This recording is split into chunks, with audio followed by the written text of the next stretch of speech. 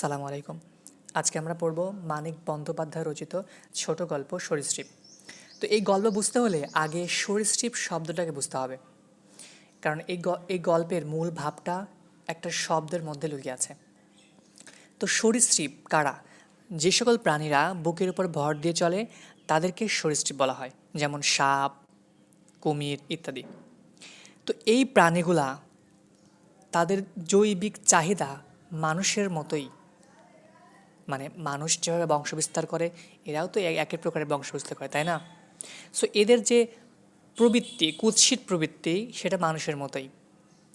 আবার আবার এরা যে নিষ্ঠুর প্রকৃতির, মানে একটা কুমিরের কাছে যদি তুমি যাও তাহলে তোমাকে কি আদর করবে যদি না সে অনেক পোষা হয়? যদিও অনেক সময় দেখা যায় অনেক পোষা হওয়ার পরেও সেই পোষা প্রাণীর থেকেই তার মালিক দংশিত বা কামড় খায়।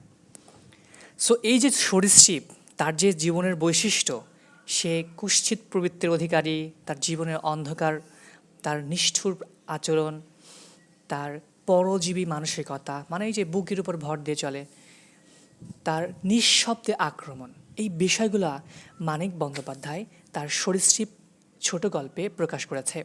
চারু, পরী এবং তারা দুইজন যার উপর নির্ভর করে জীবন পার করতে চায়, বনমালী, এই তিনজনের কাহিনী নিয়ে এই ছোট গল্প রচিত। ওকে, আমরা এখন দেখি যে এই তিনজন সম্পর্কে কি বলা হয়েছে এই গল্পে। তো বনমালী, সে একজন পাট ব্যবসায়ী, পাটের দালাল আর বলা চলে। তো চারু আর পরী, এই দুইজন বোন। ভুবন চারুর ছেলে, রামতরণ চারুর শ্বশুর, হেমলতা বনমালীর মা। তবে মূল কিন্তু তিনজনই, বনমালী, চারু আর পরী। এগুলা একটু মনে রাখলে পরীক্ষায় লেখা অনেক ইজি হয়। তো শুরু করি। চারিদিকে বাগান, মাঝখানে বড় তিনতলা বাড়ি। জমি কিনে বাড়িটি তৈরি করেছিল চারুর শ্বশুর রামতরণবাবু। স্বামী শ্বশুর মারা যাওয়ার পর সেই বাড়িটির মালিক হয় চারু, কিন্তু মাত্র 30,000 টাকা দেনার দায়ে সেই বাড়িটি চলে যায় বনমালীর হাতে। চারু তার 18 বছরের কিছুটা বুদ্ধি প্রতিবন্ধী প্রকৃতির অতি স্বাস্থ্যবান ছেলে ভুবনকে নিয়ে এই বাড়িতে এক প্রকার আশ্রিতা হয়ে এই বাড়িতে অবস্থান করছে। বর্তমানে চারুর বয়স 40, বনমালীর বয়স 38। যখন চারুর বিয়ে হয় তখন তার বয়স ছিল 17, বনমালীর ছিল 15।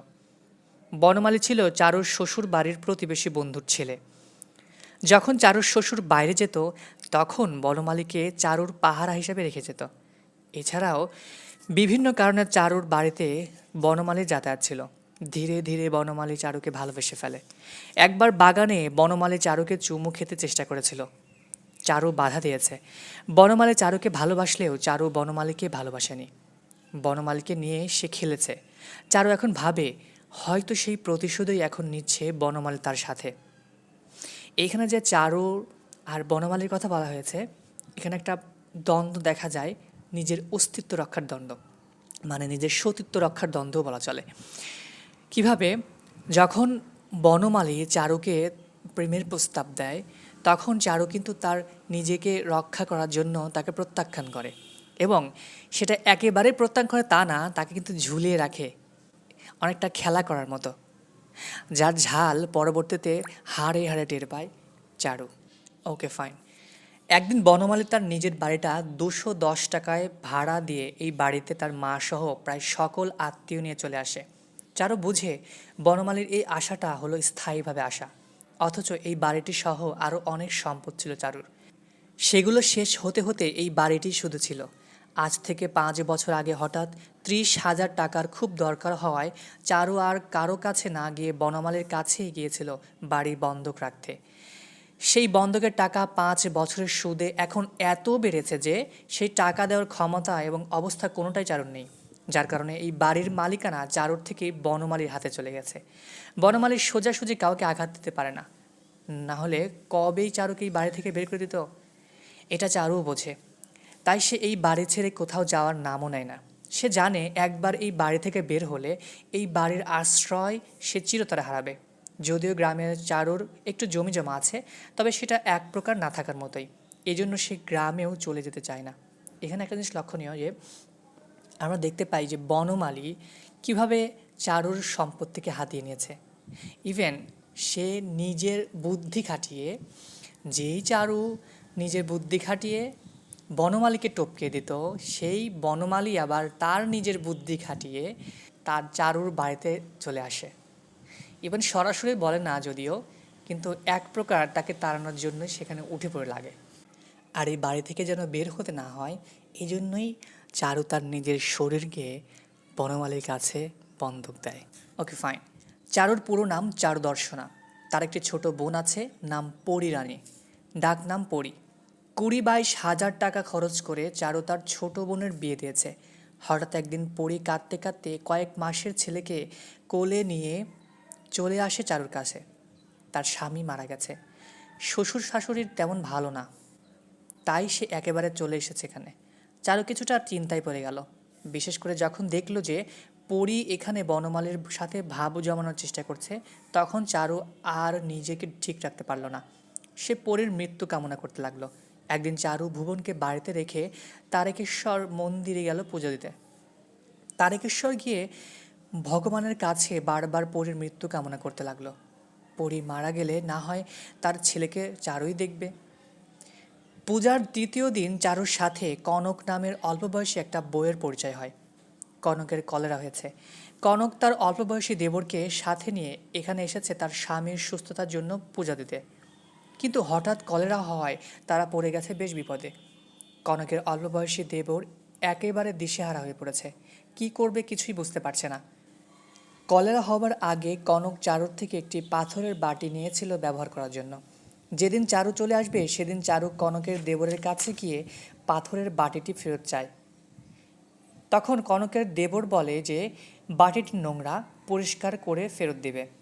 তখন চারু বলে পরিষ্কার করতে হবে না, এখন এখানে দাঁড়ালে সে ট্রেন মিস করবে, সেই পরে বাটিটি পরিষ্কার করে নেবে। তখন কনকের দেবর সেই নোংরা বাটিটা চারুকে দিয়ে দিলে চারু খুব সতর্কতার সাথে একটি কিছুর সাথে পেঁচিয়ে ব্যাগের মধ্যে ভরে তাড়াতাড়ি বাড়ির পথে রওনা হয়।